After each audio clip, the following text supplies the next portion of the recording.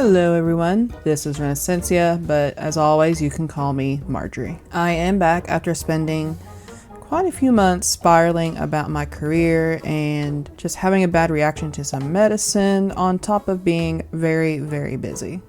I spent a good bit of time questioning my career path, thinking of what I wanted to do with my life and crashing out over the job market. Even though my current job is very peaceful and I really love my coworkers, I'm not totally feeling satisfied with where I am and what I'm doing. I've been a graphic designer for 10 years now, and while I do enjoy working in design and I have a lot of knowledge in it, I only became a graphic designer in college because at that time, even though I really wanted to pursue concept art and illustration, it wasn't really an option because of some family stuff going on at the time. Graphic design was really fun at first, and still is to an extent. I was always good with tech and learning software, and it was a happy medium for being creative and also having stability. But my heart really was never in it. It was never really something I was truly passionate about. And if you've seen my other videos, you already know that working as a designer and at a lot of these jobs actually led me to a very intense burnout, where I stopped drawing for a very long time. But drawing, and especially the idea of doing concept art, has been a long time passion of mine, probably since high school. And a few years ago, I did decide to buckle down and really actually learn more about concept art fundamentals and also improving my illustration skills. Of course, this ended up being the time the games industry had a really bad turn. So I stuck with design, and now I'm at a job where I don't really make nearly as much as I think I should with all the experience I have, and getting into concept art is more difficult now than ever. And now, with AI affecting my field as a graphic designer, suddenly I found that even though I pursued this career path because of the stability and the promise of not being the starving artist, even though I'm making a decent amount, I'm still not happy with where I am. It's still not stable. And I mean, at this point, why not just pursue what I really want to do? And of course, that's easier said than done, especially because, in today's world, we need stability and we need money. So I debated trying to get a better design job or trying to get into concept art, but things just really weren't progressing, and I suddenly just felt very trapped. I'm not making the amount of money I probably need to be. I'm not able to land a better paying job yet. I'm not quite where I need to be for those rare concept art positions either. And I crashed out pretty bad trying to figure out what am I going to do with my future. But eventually I just took a step back and decided to put what I learned in therapy all those years ago to use.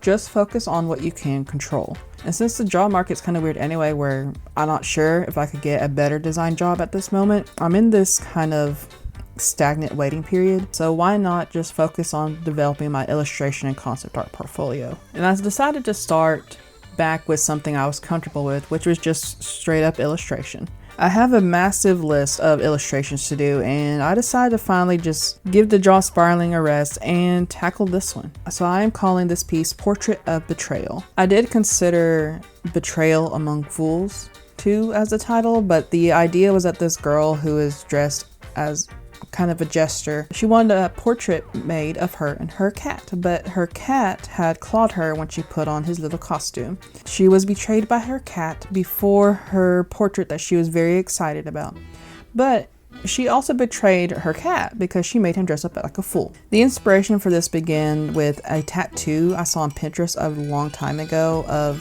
it was a cat dressed as a clown, and I just had clown kitties written down for just the longest time. Then earlier this year I was looking at some jesters and clowns, and I decided to doodle like a little clown girl, and then I thought, why not combine a clown girl with the clown kitties for an illustration? At first I thought I'd make it more cute and simple, but the ideas were just too plain. There was nothing really interesting about what I was coming up with. And then eventually I thought, what if she was sad? But what would she be sad about with kitty cats? And I thought, oh, well, what if he attacked her? And eventually, this is what I came up with. I have been on a mission to use my sketchbook more, and I also think better analog anyway. So I decided to sketch what I wanted in my current sketchbook, and then I pulled that into ArtStudio Pro on my iPad. So over the years, I have worked with doing things on multiple layers, but recently I've kind of started doing things on one layer. So this time I decided to kind of just challenge myself a little bit. I did do all the flats on separate layers, but then I went in and after I had my flats, I made a copy and I merged everything down into one layer. And so then I had a separate background layer that I painted on. Then I had another layer that was just the girl. And it worked out pretty well. It actually felt easier to do working that way this time around. Any additional layers I made were just adjustment layers that I sometimes just merged back down into that one flat layer. And I did make the beams of light their own layer too, just in case I didn't like them or I needed to adjust them. I did use one final adjustment layer on top that isn't merged down to make everything brighter and higher contrast.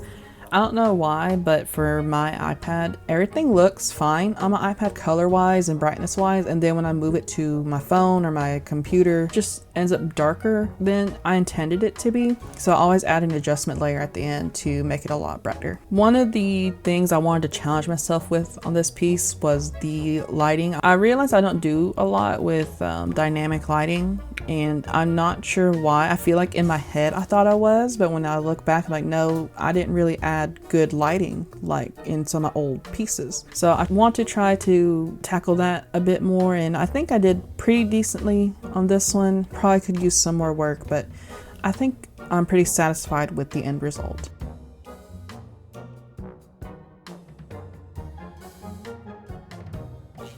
In the end, this took around 12 hours, which is my usual for an illustration. I know that sounds long, but I really enjoyed the process of just every brush stroke. It's very, I guess, meditative for me. It's very relaxing. I just have a blast doing illustrations.